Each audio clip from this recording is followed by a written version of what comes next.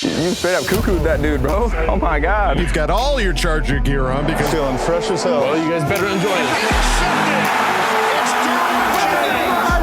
The fans loved it. You have to love what you're seeing on tape if you're a Chargers fan, especially for the future with Justin Herbert. On the move and throws and touchdown. Do this together. Players, coaches, staff, fans, together we can create something truly special. Stay tuned for some good content.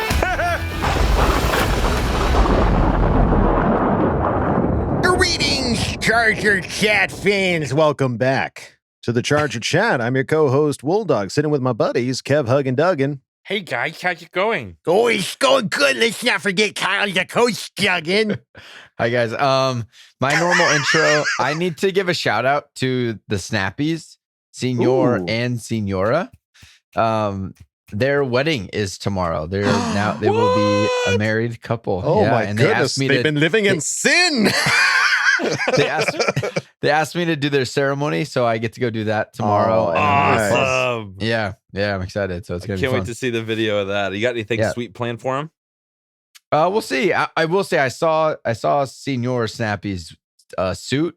He has like a Color Rush Charger like royal blue suit. Oh, man. It's sick. What a Yeah. boss. Oh, man. Yeah. So go give them some love on Twitter and give them a congratulations. So happy Hell for you yeah. guys. Congratulations, Snappies. Tying the knot. Congratulations. That's awesome. All right. Well, I guess that's the end of the show. Everybody, goodbye. No, I'm just kidding. We teased it last episode. We've got a mock draft to do because you guys won't leave us alone. Kevin's really stressed about it. He is sweating bullets over there. And as always, we've got a Craig experience and a Bolt history to look forward to. But let's just get right into it, because that's what y'all are here for, right? You want to know what Can't us, wait to hear the our professionals bold have to predictions. pick Yeah. for the mock draft. All right. So and it's not just going to be us three. Nope. No. No. We have a special guest that will be Resident coming pro. in to join us. Well, let's just tease it. Let's okay. just tease it. You know. Okay, I see what you're doing. I mean, if we're just going to jump right in, I mean, let's Okay. just tease some of it. So, all right. All right. So, round one for the 2022 draft, pick 17. Who's it going to be? Kyle. Yeah, I need to preface this with I freaking hate mock draft. But Well, everyone knows that. Everyone knows There's that. just- And we are so deep into round one that there's just no for sure way to go like, Right. it will We've surely talked be this about- guy. Yeah, we've talked about how like it's so much best player available. Player available. Yeah. It very much is a best player available. So I'm just going to take the player that I really want. And this is like me just being a fan. I love that the guy watches horror movies before games to get in character and that he's just a bully. I know he has penalties. I don't care. I really don't care. And when this guy has a couple personal foul penalties, in my head, I'm going to be like, yep, I knew that was coming. That's okay. Because nobody else on our offensive line does that. This guy's just going to be scary, angry, mean, and piss people off. And I absolutely love it. You might get some penalties in return too. Yeah. Well, yeah, because he's going to get away with some. He's going to be the aggressor. He's going to get away with some. And then some people are going to throw a punch because they just hate Trevor Penning. So I'm taking Trevor Penning tackle at NIU at set number 17. Excellent. I like it. Yeah, I mean, there's certainly some, as you mentioned, the penalties being a concern. I do think that obviously when you move, it's not going to be a constant thing. Is it going to happen? Sure. It'll happen once or twice. But when you go to a professional league and you're getting paid millions of dollars, you got to keep that shit under control. Right. So lock it up. Lock it the up. Just change the movie you're watching. Like just not as intense of horror movies, you know? Yeah. More of like a sneaky, like a serial killer thing. Like don't get caught. Get away with it. Don't get caught. Can you imagine Watch those for inspiration? Yeah. He's in the stance and he just goes Zodiac killer type stuff. Or Nightmare on Elm Street. Yeah, no one knows anything. You're doing it in their dreams. That's right. So I do kind of like that. I like the idea of Rashawn Slater, who just was total badass last year, and then Trevor Penning on the other side of like who are you going to go for, buddy? Like it's kind of like your yin and yang on the offensive line, because Rashawn Slater's like this quiet, hardworking, exactly like tactician, does everything right, and then you have Trevor Penning that's just a mad dog. Screw loose. Punch your mom in the mouth. Yeah. He's just a maniac. Yeah. And he plays right tackle. And you have this yin and yang, and they can balance each other out. Right. And maybe Rashawn gets a little more aggressive, and Trevor gets a little bit more aggressive in between the whistles. Yeah. Yeah. All right. Well, I there like you go. That pick, Coach. Trevor like that Penning pick. for Kyle. Kev, who is your round 1 pick? So the question is if he falls to us. I really hope he does, because just assume he does. I'm thinking about all the people that if they call this name, I would have an immediate like, oh wow, that we just got so much better at that position. I have no doubts in my mind we're gonna get better at that position. I know. I thought you were gonna say you were gonna get an erection. I thought you were gonna say there's no other name that would be called. This would be bone-inducing. Reaction. Yeah, Boner-inducing for sure. Yeah. But I'm going with the defensive tackle out of Georgia, Jordan Davis. I think has a chance to get there with all the stuff people are talking about him. Yeah, for sure. But all the stuff people are forgetting, Georgia was stacked, and he didn't need to consistently be in that lineup. He would go in there on the rundowns and just annihilate people. Mm-hmm. And I want to see that. I want to see somebody that, just imagine that with, we're not even playing a 3-man front. That with another guy next to him, with Day next to him, then your edge rushers, like there's nothing you can do about that. Right. Just give up. Just quit. Just going to mow him down. So I'm counting on him being there at 17, and that's who I really want in this draft. Nice. All right. What you got, Wooldog? Well, to preface for this, I don't know jack diddly about much. This is no exception. Stop. So, but I just want to say, so to prepare for this, I did a mock draft. I just like Google search mock draft, and I just like picked like the top 5 sites and did just so I could have like a variation because I just don't know who's going to be there or who's projected to be there. Right. And so out of those drafts, there was one name that popped up more than once. Other than that, like it was a different name every freaking time. Yeah, I know. Some people have us receiver, DB, all over. tackle, D tackle, edge rusher. Who knows? Who knows? So this guy showed up more than once. So I'm saying this so you don't rub my nuts in it, Kyle. But it's Jordan Davis. Okay. So somebody that got hyped up really quick too. Like I didn't know who this guy was prior to the draft. Like I had no clue. I don't watch a lot of college ball. So when that gets pointed out and you see the highlights and you see he was the one that had the crazy fast run time, right? Like he's an insane athlete. Yeah, absolutely insane athlete. The guy's a mountain of a man. All of his highlights, he seems to be getting double teamed and he just like throws them away like they're tissue. Like it just doesn't seem to phase him one way or the other. So I do like the idea of, like Kevin described, like that front of you've got Mac and Davis and Day and Bosa. Yeah. Holy shit. Like what do you do? Like you have to just like dump it out like every time. Can't do nothing. So you guys are going to draft your boy Fehoko right off the squad. No, he's staying. I'm not worried about Fehoko. Fehoko's in. Yeah. Don't Davis can't do every down. If you weren't worried about Fehoko, you wouldn't be drafting. I'm not worried about Fehoko. It's all about best player available. That's why, like, when I did this draft, he's the name that popped up more than once. I've seen him going to the Vikings, like in previous drafts. Like I saw Vikings picking him up. So it's so crazy because we just don't like. I saw some Kyle Hamilton, who's the safety out of Notre Dame, that like a lot of he people was in had one of them. top 2 draft, and now he's like falling into the late teens. And I'm like, for what reason? Right. It's just like, I don't know. Who knows? Well, it's all Nobody fans knows. that are doing these mock drafts and people that think they know what their team needs. Like, exactly. people Or it's Kyle Brandt, and he has no idea what he's doing. Right. Yeah. All right. Well, you know what we're picking. Let's go to our special guest. Who? Let's see. Who is? You'll see. Tell me. Craig. What? Craig. Okay, so first, allow me to preface these picks by saying that there's a very good chance that the Chargers will be moving Matt Filer to right tackle and also possibly signing, in my opinion, Akeem Hicks after the draft in free agency to rotate with Jerry Tillery at that 4-eye spot. So now my picks probably make a little bit more sense. But without further ado, with the 17th selection in the first round of the 2022 NFL Draft, your Los Angeles Chargers select Daxton Hill, safety corner hybrid out of Michigan. So real quick explanation behind that. I refer to him as do-it-all Dax because, yes, he can do just that, everything. Whether you want him to play the safety role deep in the box, have him play that star role, he can also serve as your future replacement for Michael Davis if he walks next year because literally the dude can do everything, including play outside cornerback. And he's probably a better corner than he is safety. Just saying. There you have it. Well, right. shit. Yeah. Who's that? I trust you. What? Craig. I trust you, Craig. I really do.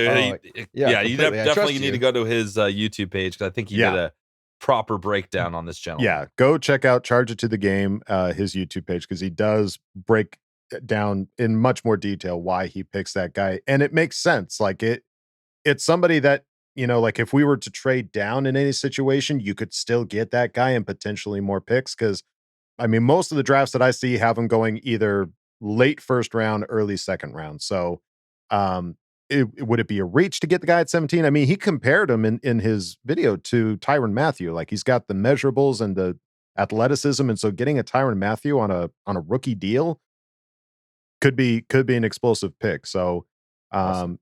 So hey, yeah, no, who saw that coming? None of you, Craig I guarantee did. it. Yeah, Craig Tommy saw T, maybe. Yeah, Maybe maybe Tommy Tommy T. Ninja Saw it Tommy, coming. maybe on that Dax trail too. That's right. So, okay, well, as we all know, we don't have a round 2. And none of us traded back. Well, I guess Oh, one Kevin's of us trading did. So we know that Kyle didn't. Trade.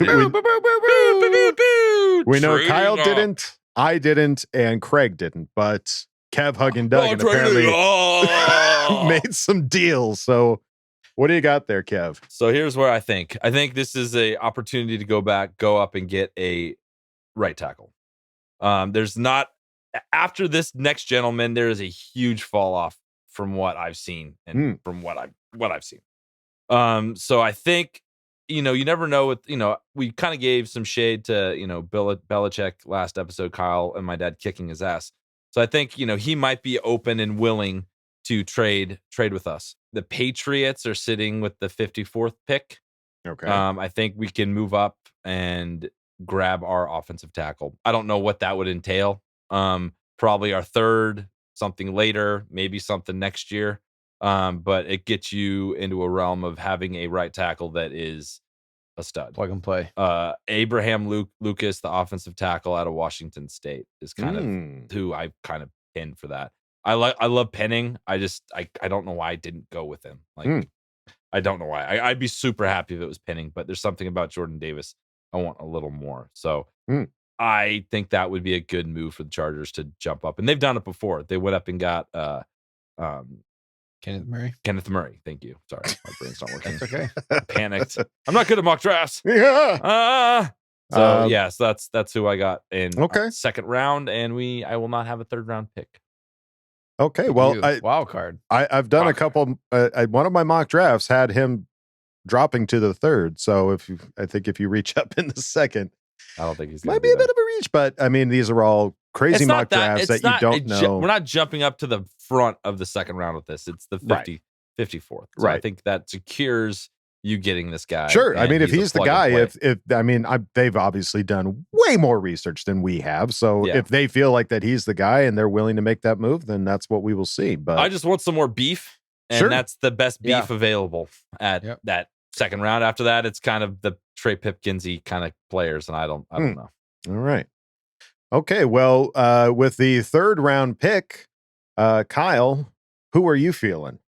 Yeah. So, I think we talked about this in the last episode. I think we're good in a good position with the wide receivers, but we are missing a dynamic piece. That like quick twitch. Yep. Just get the ball to him quick and let him go get 10, 15 yards. Or if you have to dump off, which that's what the great quarterbacks do. They dump off a lot when the thing's not there deep.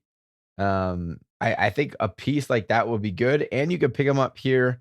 And it could be a potential return guy after we signed a guy, but to a 1-year deal. So I have Calvin Austin out of Memphis. I talked about him a little bit after the Senior Bowl. He's a smaller body type guy, but just really quick, gets the ball and gets out really fast. So Calvin Austin, Memphis. Okay. Oddly enough, I didn't pick a BSU guy this year. I wanted to. I wanted to because I saw Shakir sitting there in the third in most of my drafts, but I was like, I felt like wide receiver just isn't that big position of need, and I don't. And when it gets to the third round, I don't know who's going to run fast, who's going to be zippy and everything like that. So there very well could be a zippy wide receiver there, but is Shakir that guy? I don't think so. I don't think he's quite has that speed. So I didn't pick him, and there weren't any other big BSU players sitting there. So I picked a guy that was also out of Memphis, but he is on the offensive line, and that is Dylan Parham, guard out of Memphis. In one of the drafts that I did, he was sitting there. From the bit of research that I read about him, which we all know was the Cliff Notes version. He seems like a guy that can fill into that guard position. I know that right tackle seems to be the biggest issue of need, but we also don't really know what's going to happen with the guard position. We know that Matt Filer was filling one side. The other side was Ode Abushi, but we haven't filled that up yet. Could it be Hymus? Don't know. We didn't really see much of him last year. Could he have gotten better? Maybe, but it's still kind of a question mark. So I think guard in that position could at least shore that up. And I think if you've got a solid guard sitting between Storm Norton and Corey Lindsley, or if they decide to move Filer out to right tackle and put the other guard in the other position, either way, I think it's a more versatile position that still needs to be filled and still needs to be looked at. So there you go, Dylan Parham. And let's take it over to Craig to see who he picks for round 3. Who we're going to pick. And with the 79th selection in the third round of the 2022 NFL Draft, your Los Angeles Chargers select Calvin Austin III, Memphis, wide receiver. What else do I need to say about the dude? Speed, ludicrous speed, explosive. Takes care of that need. Also doubles as a return man. He may only be 5'8", but the dude played 90% of his snaps at outside wide receiver at Memphis. So there's that. And he can also be a gadget guy as well. So covers multiple bases. So that's crazy value. And he's a one-play touchdown waiting to happen. Makes sense to me. Great minds think alike. Do you guys share notes? To me too, Craig. I like it. Good Lord. Like, I mean, it was almost verbatim. I felt like I was just hearing the same thing over again. That's crazy. So, all right. Well, could we go all 7 rounds? Sure. Would it be worth your time? Nope. No. I'm going to be honest with you. There's other podcasts that are more equipped to help you with that. We're not that. Well, they're just more invested in guessing than us. Right. Because it's all it is a full-blown guesses. So we all know why we're here. Dick and fart jokes. Am I right? That's right. Yeah. A lot of time spent on guys that are probably not going to be on your team in a couple days. Right. Yeah, pretty much. Yeah. I remember like 2 or 3 years ago, I used to put together these promo edits of players we wanted. I'd spend all this time on them, and then we wouldn't pick them, and I just delete it off our YouTube. I don't want that out there that exists. So I've kind of taken a step back. It's probably for the better. Body roll back. Roll back into that later round. Goodbye, everybody. This last draft, I think we got embarrassed with riches with getting Rashawn Slater, and then we all wanted Asante Samuel Jr. and lo and behold, he fell to us and we picked him up. That was fun. So that was awesome, landing those first 2 picks. And then after that, it was like, who? And I don't know who this is and why. Palmer, stud. Yeah, I mean, nothing against Palmer. It's just he was not on anyone's radar. So it will be interesting to see what the Chargers do come draft day. It's less than a week away at this point. So it's just going to be exciting because I think we're going to see we're going to see more of Staley's picks, I think, coming out of this. And so it's going to be fun. So tune in on Thursday for the first round pick. And if you want to see something else fun, go on over to chargerchat.com. Nice. Check out some fun stuff we've got over there, like shirts and hoodies and stickers. And oh my. Yes. Check it all out. Check out the member section where you can chat it up with other Charger Chatteteers and ask questions and ask Bolt fam. So go check it out, chargerchat.com. And now let's go on to the real meat and potatoes of the Craig Experience. Oh yeah. Kevin Duggan. Oh, I did it earlier. I Double dip. I emptied my oh yeah tank. Oh yeah. Oh. Come on in, man. Kick your feet up. Oh, Craig Experience. hello there. Make yourself at home. Got some stuff to talk about, right? Moving on.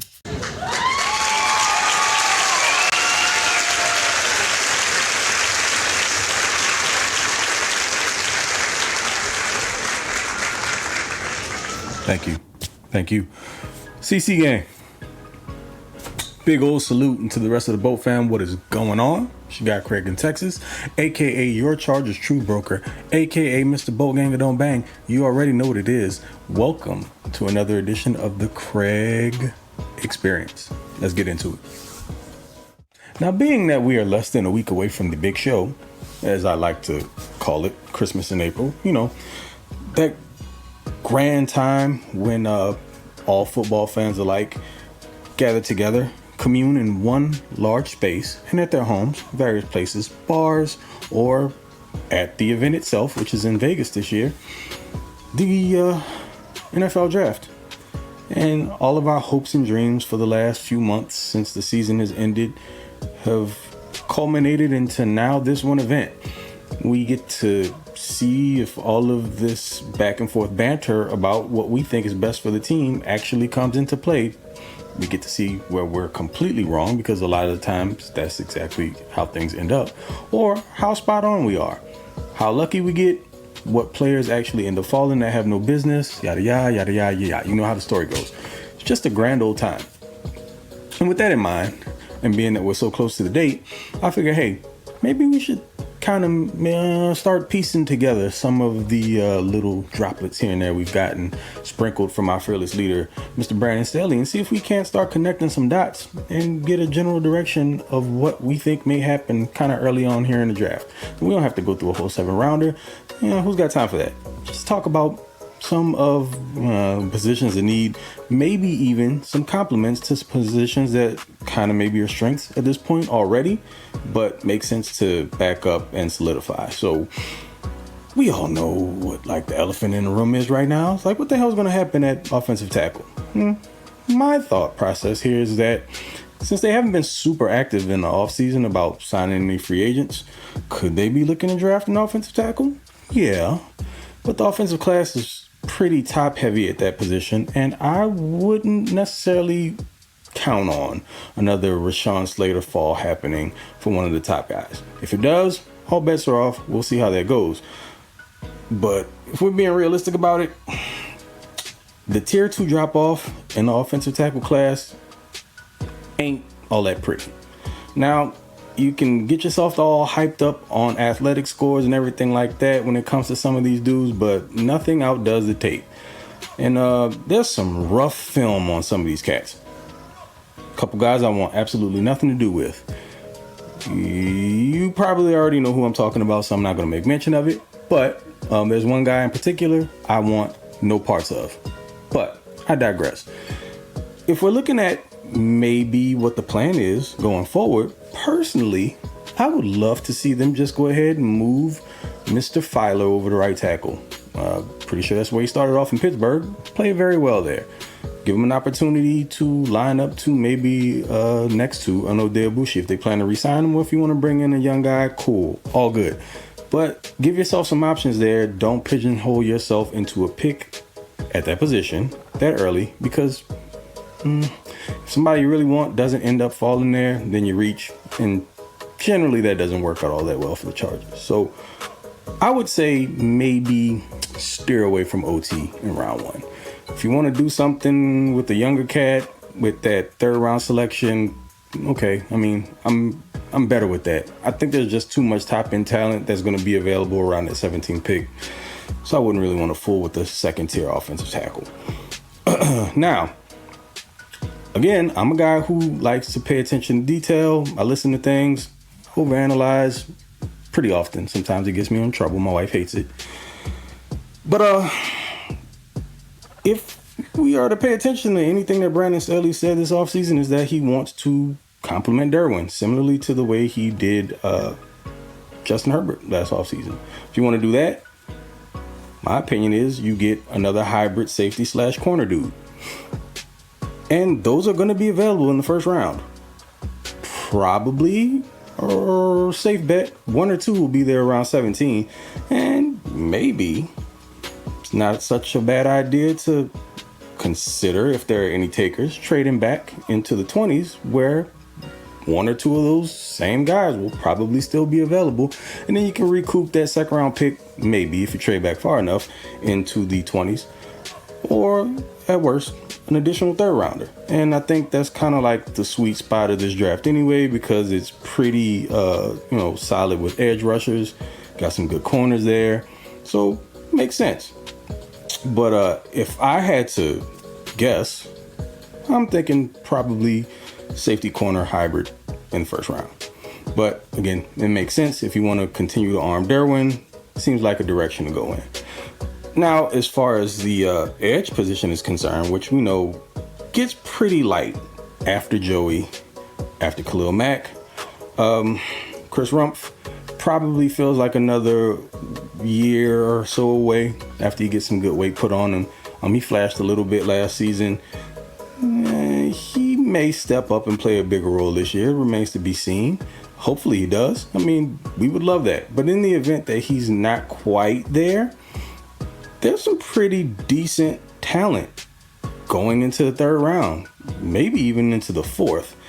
So being that person is going to be a rotational developmental guy anyway, you don't need to spend a first round pick on that. Now, if there's a dude there in the first round that you can't pass up on, cool. How much playing time is he going to get with Khalil Mack out there, though? I mean, that'd be a hell of a rotation if you get a first round pick, that type of talent to mix into, a rotation with Joey, Khalil, kind of move him around a little bit. Cool. But might be a little rich for early on for someone who probably won't see a ton of playing time. So then after that, there's the corner position, because we also know how much Staley values the cornerback room. I mean, he wants the team to be considered a cornerback operation at a high level. There's some really nice stuff to be had in the middle rounds at corner. Some developmental dudes with some crazy athleticism who maybe didn't play against the highest level of competition, and some of them did. There are a couple dudes in the SEC that are probably going to be available in, say, round 4 or 5 that, I mean, with the year or two under the tutelage of this coaching staff and the emphasis that they put on that particular position, could end up being some real players. And we don't really know about the future of one Mr. Michael Davis moving forward. From some of the things that we've heard, wouldn't be shocked if this would be kind of like his swan song season. We'll see. Of course, we all want the dude to succeed, man. We like Vato, and he's made some big plays here in the past, and we'll just see how that goes. But he's got an opportunity this season, hopefully, to put his best foot forward again, stay healthy, and a worst case scenario, you get another dude at that spot and it helps to solidify the cornerback room also. All good stuff. I'm not hating on any of it. After that, it's kind of a crapshoot. Except there's one big glaring hole that I think we all know about that hasn't gotten a ton of shine here. Not a lot of people are talking about it, but it's actually on the offensive side of the ball. Well, actually, 2. We can talk about having a speed wide receiver, which is probably something that you could also get in that third round. There are a couple dudes there, but it's not really what I want to focus on. Let's talk about running backs. Who's RB2? We saw Mr. Austin Eckler beg and plead for someone essentially to come in and be the guy behind him, take some of the snaps off of him, give him a little bit of a break, because even though he's a brick crap house, he's built like one. You see how this dude's a workout warrior, and some of the ridiculous lifts he's able to do at his size, and Mr. Pound for Pound, he's still a 5'8", 5'9" running back, around 200 pounds. He's not built to carry the load. If you can get somebody to come in there and compliment him with somewhat of a similar skill set, maybe a bigger back that can take a little bit more of the load, great. I'm not sure what the plan is with the current depth chart at running back. Joshua Kelly. Yeah. Also, Larry Roundtree. And they weren't really able to take the bull by the horns last year in their backup roles. And they were given opportunities, didn't necessarily pan out all that well. And there could very well be some talent there available, again, in the middle rounds for you to select from. And I know a lot of people don't necessarily want to have to draft another running back, but from what we've been told, just from things that Staley has said in some of the interviews here in the offseason, that they weren't all that, I guess, pleased with the running back pool in free agency. Some of the contracts we've seen them go with a couple dudes going to different teams that seem like they would have been really good fits for the Chargers have gone elsewhere. And so, again, that crop has gotten much smaller. So you don't want to have to really spend any real bread on a vet running back if you don't have to, unless it's something nominal. Just go ahead and take another swing at it in the draft. And again, like I said before, there's some talent to be had there in the middle rounds. As far as cats like Jerome Ford out of Cincinnati is one. Also, Pierre Strong Jr., South Dakota State. Both guys I think would be really good compliments to Austin Eckler, and right out of the gate should be able to produce. Even if that is on special teams also, which they would probably have to play a little bit of to get some run, but either way, I think it works out. That's it for me. I won't hold you good people up any longer. Fellas, I do have a question this week, though. Let's dig deep here. Give me a name that maybe not at the front of everyone's mind, a player that you think can come in and make an immediate impact in year one that might be like a mid-round guy. Let me know what you got there. Interested to see how you feel and who you are banging the table for there. But until next time, y'all know what it is. It's Mr. Bold Gang or Do Not Bang. Mr. TOP _FLYT3 over on Twitter. And catch me on my YouTube page. It's the Flight Deck, Charges to the Game. Growing over there, so appreciate you guys for checking me out here, there, everywhere else you see me. Until the next time, y'all take it easy. Okay, love you, bye. Craig, you dirty, you know that this is a podcast of a bunch of goofy buttholes, and you go and ask some kind of technical question. Craig, we're going to stop the show. Craig, just to answer your question. Craig, how do you think we bring you on this show, my guy? You're that guy. You're the guy. If you needed a pat on the back, we would have given it to you. You didn't have to set us up for failure like this. Oh, shit. We love you, Craig. We love you, Craig. All right. So our sleepers. Here's our sleepers that we've been doing massive amounts of homework on and watched all the tape. All right. I'll go first. Go for it. Go first. Fourth rounder. I recently was listening to a podcast. I heard about this guy and I looked him up a little bit. Basically, a little bit. Literally, I was like, "Oh shit, I gotta find somebody." Who did I hear about? To a podcast. And, yeah, I heard. Let me steal somebody else's take real quick. Like these are 100% our thoughts and our thoughts. It's another tight end monster, another Parham level size, speed, that kind of thing. Mm-hmm. Jelani Brown. He's a tight end. You know his position. That's good.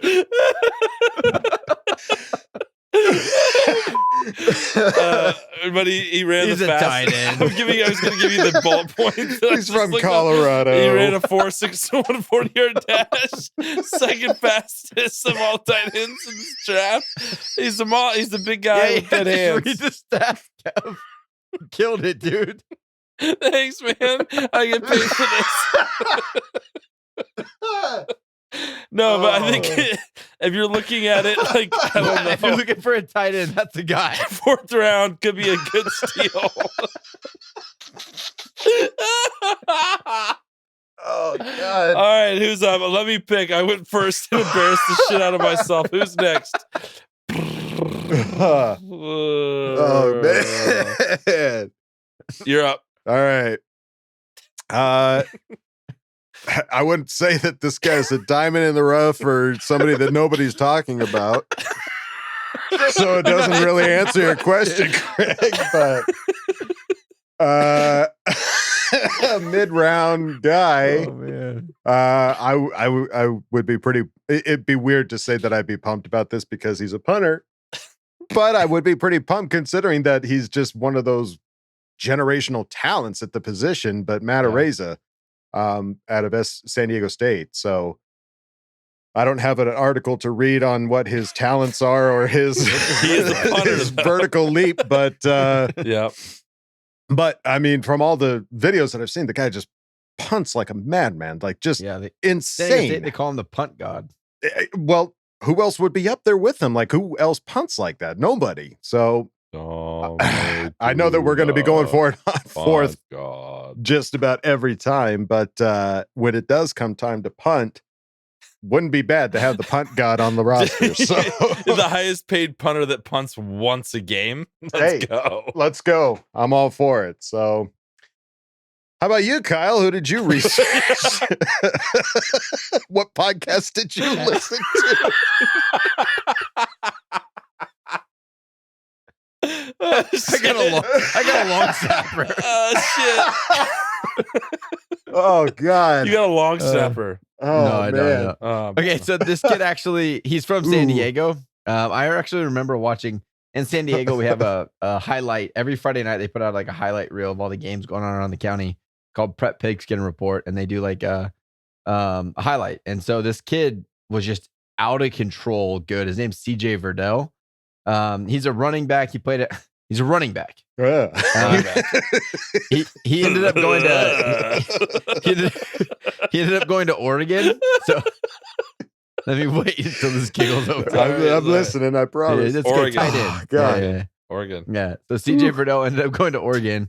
But I think he would be considered a sleeper. We, like Craig said, we do have a need at that running back position. Yes. But what we've tried to do over and over again is get a complimentary back, right? Get a big bruiser that complements our obviously undersized Eckler, undersized stud, offensive threat, not a running back. Right. But instead of doing that, like, let's just find another guy that is the same type of body, split the carries, but you can continue the offense as is.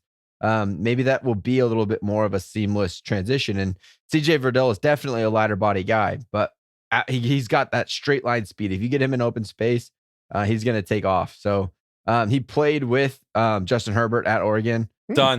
Signing me up. Yeah, Let's go. Right. Sign him up. Right. He's got the familiarity. Here we go. So he's a late round guy, maybe like a 6th round guy that you could get that I think has some ability to improve and get better. We've seen guys come out of Oregon that didn't perform to their greatest and then all of a sudden blow up, right? And Justin Herbert. So, amen, brother. So yeah, that's a guy because I saw him play in high school and I saw how ridiculously good he was. I think it'd be cool to have a CJ Verdell on Chargers. All right. Good. Way to wrap that That up was for probably us, the most Kyle. solid answer out of the 3. And he brought in like he actually saw him in high school. Right. Like, wow. That's why you're the coach. And that you're is the why Craig. you are the coach. Yeah. The coach and the Craig. All right. Well, there you go, Craig. I hope we answered that for you. Greg, no more questions. No more surprise questions. Let us just compliment. Let your us take, listen man. to some podcasts before you ask these questions. You broke Kevin. We don't know what we're talking about. We don't. We're just here to have fun. Get it up on the draft. This is not our thing, guys. We'll see who we The get. sooner it's over, the better. Yeah. All right, gang. Well, I don't know how you could top that, but it's time to go on to the next segment. It is Bold History with Mike Modlin. Let's get into it. Remember like it was yesterday. In comes this whirlwind, Don Coryell. So see the San Diego Chargers and see spectacular professional football at its best. Into the end zone, Charger fans are witnesses to history! What's up, Bolt Gang, and welcome back to another installment of Bolt History with me, your Charger Chat historian, Mike Modlin, a.k.a. Supercharger on Twitter. And today we've got our first request for a Bolt History story. Comes to us from Gasman. Thank you for the question, Gasman. It's about the Chargers versus the Raiders. The rivalry there. Have there been any big games? You know, the Have there been any skirmishes among the fans and all that kind of stuff? Well, let me tell you, we've got a lot of information to pass on to you about this because I happened to be around for a lot of them when I was younger. But we're going to start way back in the 60s when the Chargers and the Raiders first started in the AFL. The Chargers beat the Raiders the first 6 times the teams met, and the Chargers beat the Raiders by a lot. In those first 3 seasons of the AFL, the Raiders were 6-8, 2-12, and 1-13 in those games. Then in 1963, the Raiders brought in Chargers assistant coach Al Davis to coach their team as the head coach. Coach Sid Gilman on the Chargers side led the Chargers to an 11-3 record in 1963. And in the AFL championship in 1963, they destroyed the Boston Patriots 51-10. Even though the AFL was only 4 years old at the time, a lot of people believed that the Chargers could beat the Bears, who were the NFL champion that year. We've talked about this before, with a team that included Lance Allworth and Ron Mix and other Hall of Famers, including Sid Gilman. However, the Chargers couldn't beat the Raiders in 1963. Thinking that the Raiders probably used some inside information that Al Davis had about the Chargers from his first 3 seasons being an assistant coach with the team, the Raiders handed the Chargers, who were 5-1 at the time, their 34-33 defeat at Balboa Stadium in San Diego. The Raiders had some good stats that year, but probably the most significant statistic was that the Raiders intercepted 5 passes thrown by San Diego quarterbacks Tobin Rote and John Hadle. The Chargers and Raiders have had a lot of other memorable games, but they met in the playoffs one time in their history together in the 1980 AFC Championship game held at Jack Murphy Stadium in San Diego. The Chargers, led by quarterback Dan Fouts, won the AFC West with an 11-5 record that year and beat the Raiders 30-24 in overtime on Fouts' 24-yard touchdown pass to John Jefferson, while the Raiders got even with a 38-24 victory later in the season at Oakland Coliseum. The Raiders also finished 11-5 that year, but with the tiebreaker, that was good for only a wild card spot in the playoffs, and they had to beat the Houston Oilers and the Cleveland Browns in the postseason in order to get another shot at the Chargers. The Chargers were a heavy favorite, playing at Jack Murphy Stadium after beating the Buffalo Bills in the first round of the playoffs, divisional round. Still, the Raiders scored first when tight end Raymond Chester caught a deflected pass from Jim Plunkett and went 65 yards for a touchdown in the first quarter. The Chargers got even when Fouts hit Charlie Joyner with a 48-yard scoring pass, but the Raiders scored on Plunkett's 6-yard run. Chargers rallied, but Chris Barr, the Raiders kicker at the time, kicked field goals of 27 and 33 yards in the fourth quarter, and the Raiders held on for a 34-27 victory that longtime members of the Raiders Nation rank probably the greatest games in their franchise history. A couple of weeks later, the Raiders became the first wild card team to win a Super Bowl when they beat the Philadelphia Eagles 27-10, Super Bowl 15. From 1960 to 1969, the AFL days, the Chargers and the Raiders were both original members of the AFL when the league started in 1960. The Chargers moved to San Diego after their first year in Los Angeles, and they played in 4 of the first 5 AFL championship games, and they won 1. Al Davis later became the famous Raiders owner, started off as an assistant coach for the Chargers, as we mentioned, until becoming Oakland's head coach in 1963. And under him, the Raiders held a competitive edge over the Chargers from the late 60s to the 1990s, appearing in 4 Super Bowls, and they won 3 of them. Now, this is where a lot of the rivalry comes in, in the beginning, the Chargers were the powerhouse, and the Raiders were kind of like the Chargers' little brother. The Chargers were just trouncing them. So they kind of pulled over some of the Chargers staff, including Al Davis and later John Madden. Obviously, John Madden was an assistant at San Diego State, became a coach for Al Davis as well.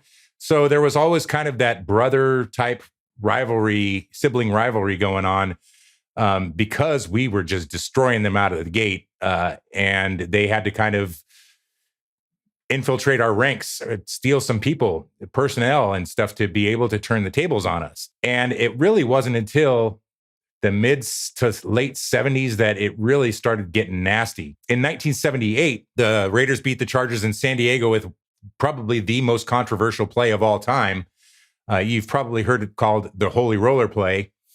It was week 2 of the 1978 season, September 10th, 1978. And the game was at San Diego Stadium. And the Raiders at the end of the game trailed the Chargers by 6 points. There was 10 seconds left in the game. The Raiders had the ball at the Chargers' 14-yard line. The Raiders quarterback, Ken Stabler, who is a lefty, also known as the Snake, took the snap and moved back into the pocket where the Chargers linebacker, Woodrow Lowe, was bearing down on him. And Stabler kept backing up and backing up. Stabler, knowing that if he got tackled, the game was over, he purposely threw the ball forward, fumbled it forward. He actually kind of did a shovel pass to no one. The ball lands on the ground. What the Raiders running back, Pete Banachek, dove for it. But knowing that if he was tackled with the ball, also the game would be over and the Raiders would lose. So he also shoveled it forward. He picks it up and he kind of pushes it forward. Then their tight end, Dave Casper, he's trying to pick up the ball and it's bouncing all over the place. He went to retrieve it at the 5, ended up kicking it forward. It lands in the end zone and then he falls on it himself and the referees call it a touchdown.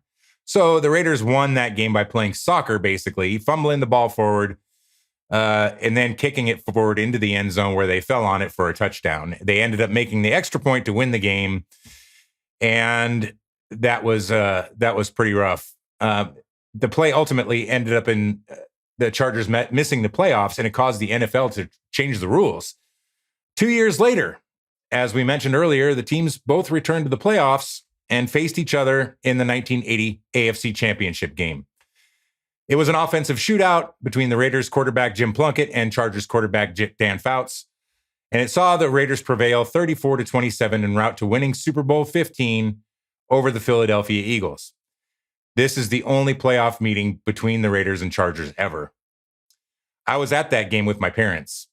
After the game was over, we were making our way out of the stadium when my stepfather had to go to the restroom, so my mom and I were waiting outside of the restroom for him. And coming towards us down the corridor were 3 very large Raider fans chanting, "Ha ha, ho ho, you ain't going to the Super Bowl, ha ha, ho ho." In the middle of all this, my mom screams at all 3 of these guys to STFU, if you know what I'm talking about, family, trust, respect, shut the up. And the 3 Raider fans approached my mom, and the largest of them grabbed my mom by the throat, pinned her up against the wall, and proceeded to choke her. Unfortunately, my stepfather was in the restroom, and I was 10 years old, so I didn't really have a fighting chance against 3 big guys. But fortunately for all of us, the San Diego police were nearby, and they arrested all 3 of the guys for assault. This ultimately led to my absolute hatred for Raider fans. Family, trust, respect. The Raiders temporarily left Oakland for Los Angeles in 1982, and this also contributed to the rivalry. One of the really unfortunate things about the Raiders moving to Los Angeles is that it's so close to San Diego that you would get Raider fans coming down from Los Angeles who didn't even have tickets to the game. They just came down to the tailgates to disrupt them, to cause trouble, to instigate fights. We had one time where we were tailgating. There was a group of probably 8 to 10 of us circled around, just hanging out, and a Molotov cocktail landed right in the middle of us, thrown by a Raider fan from a moving vehicle, of course, because they're too cowardly to just stand there and throw it. So we got drive-by Molotov cocktail by Raider fans in the 80s. As I said, I saw my mom get choked out by Raider fans. You name it, there's videos out there. In 2001, a Raider fan got 5 years in prison for stabbing a Chargers fan it was Qualcomm at the time. There's been all kinds of stuff going on. But one of the ugliest games in the team's rivalry occurred in 1998. Chargers rookie quarterback Ryan Leaf completed just 7 of 18 passes for 78 yards and 3 interceptions. The Raiders didn't fare much better, though. On offense, their backup quarterback, Wade Wilson, passed for a 68-yard touchdown, but that was his only completion of the day. In the end, both teams benched their starting quarterbacks, and the Raiders barely won 7-6. That game set an NFL record for the most punts in a game. And though the Raiders had largely dominated the series for much of the later 20th century, the Chargers amassed a 13-game winning streak from 2003 to 2009. Shortly after the Raiders' appearance in Super Bowl 37 and their subsequent collapse, we beat them 13 times in a row. One of these losses saw Oakland squander a 15-point lead at halftime to lose 28-18, leading up to the firing of head coach Lane Kiffin that year. Following that particular game, the Raiders would finally end the losing streak in 2010 defeating the Chargers 35-27 with 2 block punts, 2 second-half scoring drives led by quarterback Jason Campbell, and a Phillip Rivers fumble returned by Tyvon Branch for the Raiders' game-clinching touchdown. In 2012, an entire section of Qualcomm Stadium was cleared out by police during the season finale. There were so many fans fighting that they had to clear out an entire section of the stadium. In 2013, the first Raiders-Chargers game was delayed due to an Athletics postseason game in the previous evening, kicking off at 8:35 p.m. Pacific time, the latest kickoff time in NFL history. The Raiders won 27-17 with a strong performance by quarterback Terrell Pryor, a fumble who later became a wide receiver, a fumble return touchdown by Charles Woodson, and 5 San Diego turnovers. San Diego won the second game that year, however, keeping its playoff hopes alive with a 26-13 win. Following the 2015 season, the Raiders and Chargers both proposed to move back to Los Angeles despite their storied rivalry, announcing a shared stadium proposal in Carson, California. However, the proposal was rejected by NFL owners in favor of the St. Louis Rams proposal to move back to Los Angeles, with the Chargers first being offered a 1-year window to accept the chance to share the Rams stadium, and the Raiders received the offer should the Chargers decline. On January 12, 2017, Chargers owner Dean Spanos announced his intention to join the Rams in Los Angeles and leave San Diego to play at SoFi, ultimately leading Rams owner Mark Davis to accept a deal to move his team to Las Vegas to play at Allegiant Stadium. And from 2020 to present, post-relocation, the Chargers' first home game in the series at the newly built SoFi Stadium featured a notable final play. Down 31-26, Chargers rookie quarterback Justin Herbert threw a pass to Donald Parham that was initially ruled a touchdown, but was later overturned after a review as Raiders cornerback Isaiah Johnson was barely seen jarring the ball loose from Parham's hands as he fell out of bounds. The call resulted in the Raiders holding on to win. Now, one of the final things I'll mention about this particular rivalry that's different from any other rivalry in sports is the fact that when they were still in San Diego, the local bail bondsman, King Stallman's Bail Bonds, and they produced a commercial that showed residents locking their doors, securing their fences, shutting their shutters to their houses, and you name it, to avoid having to deal with Raider fans. And the tagline at the end is, "Not everybody is excited that Raider Week is here, but we are King Stallman's Bail Bonds." That show you how often Raider fans got arrested in San Diego attending games. And again, the reason why this rivalry is much different than other NFL teams is because I don't know of any other fan base that has stabbed another fan base, choked another fan base, had bail bondsmen create commercials about that fan base. You just don't see it. It always is Raider jerseys. Well, with that said, as always, stay bolted. Okay, love you, bye. It's better to know me and not need me than to need me and not know me. King Stallman Bail Bonds. Yeah. Oh, man. Well done. What? If I ever get arrested, I'm calling the king.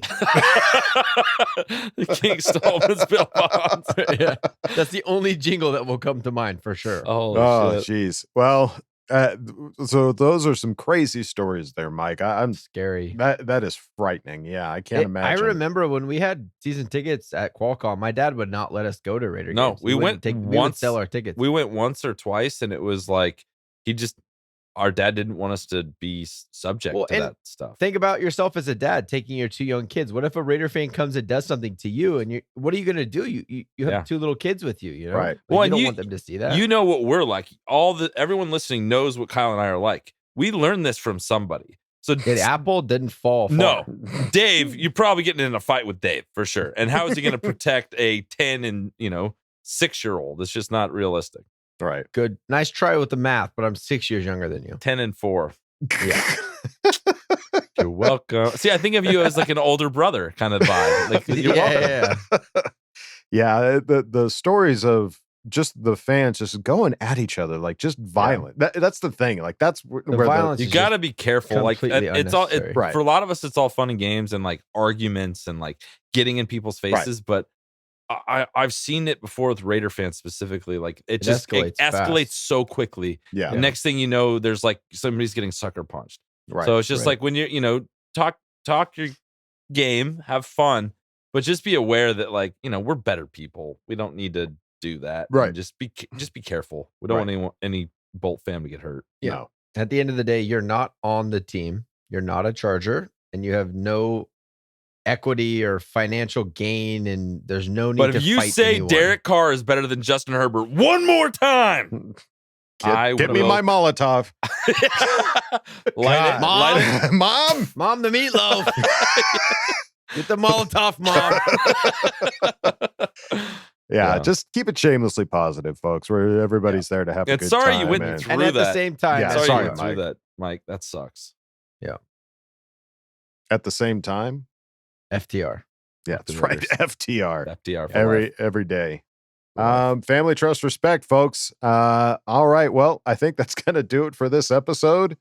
This was a wild one, and we went places. Guys, next week, guess what?